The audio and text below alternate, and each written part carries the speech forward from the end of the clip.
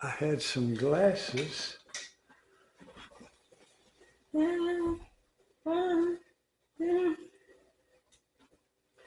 I found my glasses.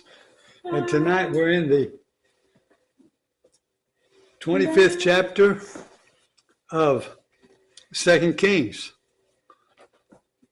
Fall and captivity of Judah. So,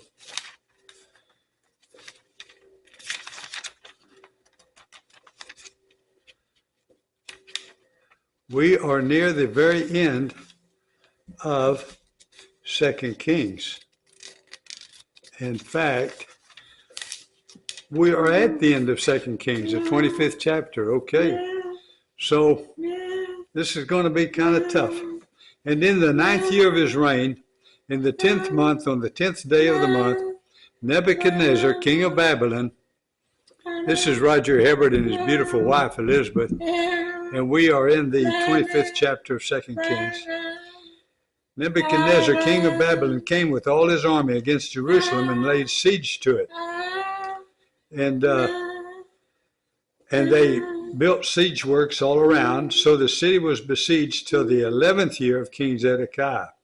Wow. So on the 9th day of the 4th month, so almost not quite 2 years, man, I bet they were starving. On the 9th day of the 4th month, the famine was so severe in the city that there was no food for the people of the land. Then a breach was made in the city, and all the men of war fled by night by the way of the gate between the two walls by the king's garden, and the Chaldeans were around the city. And they went in the direction of the Arabah, but the army of the Chaldeans pursued the king and overtook him in the plains of Jericho, and all his army was scattered from him. Then they captured the king and brought him up to the king of Babylon at Riblah, and they passed sentence on him.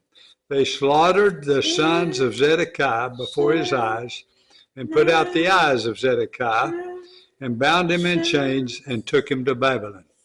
So he got to go to Babylon blind after watching his sons get killed.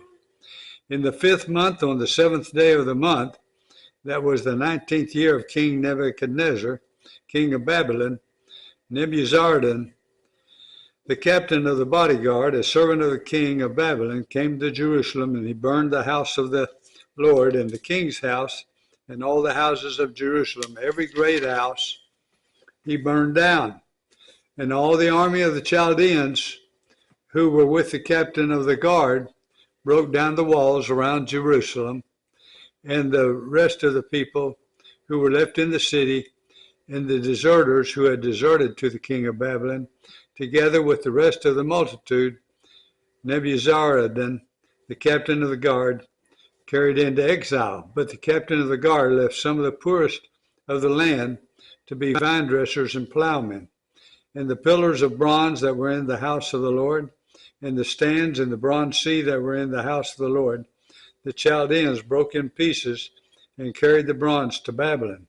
And they took away the pots and the shovels and the snuffers and the dishes for incense, and the vessels of bronze used in the temple service, the fire pans also and the bowls, which was of gold. The captain of the guard took away his gold, and what was of silver as silver.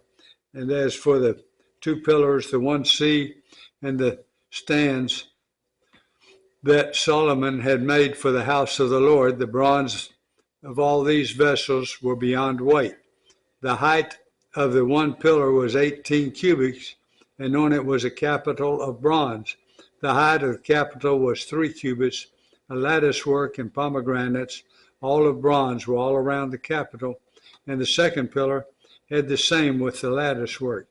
And the captain of the guard took Seraiah, the chief priest, and Zephaniah, the second priest, and the 3 keepers of the threshold from the city. He took an officer who had been in command of the men of war, and 5 men of the king's council who were found in the city, and the secretary and the commander of the army who mustered the people of the land, and 60 men of the people of the land who were found in the city.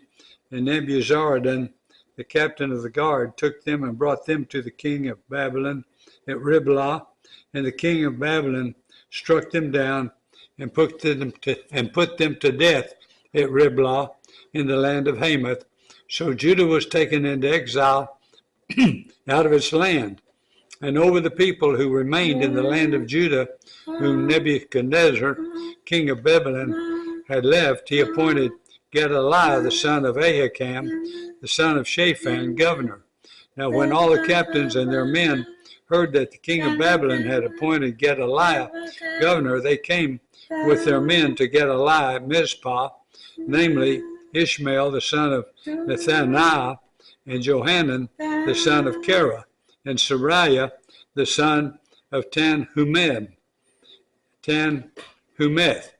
the Netophathite, and Jezaniah, the son of Maakathite.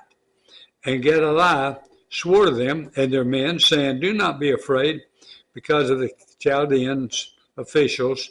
Live in the land and serve the king of Babylon, and it shall be well with you."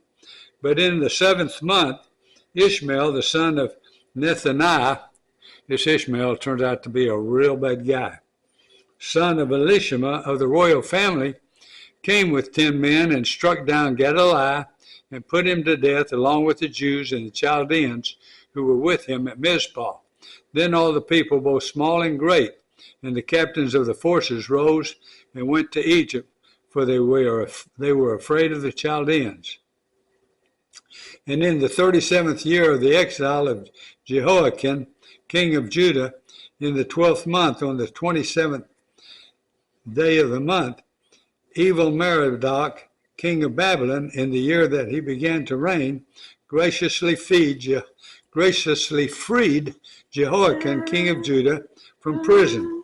And he spoke kindly to him and gave him a seat above the seats of the kings who were with him in Babylon.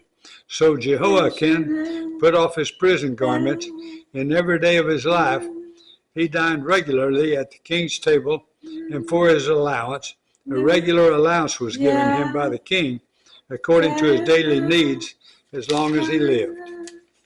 Wow. And that ends the reading of 2 Kings. Now we'll be going to 1 Chronicles, and that will be mainly just about the kings of the southern tribe, Judah. Not much about the northern tribes, I don't think. All right. And then we're now going to Jeremiah, the 38th chapter, and he's been predicting this was going to happen. Well, it happened, didn't it?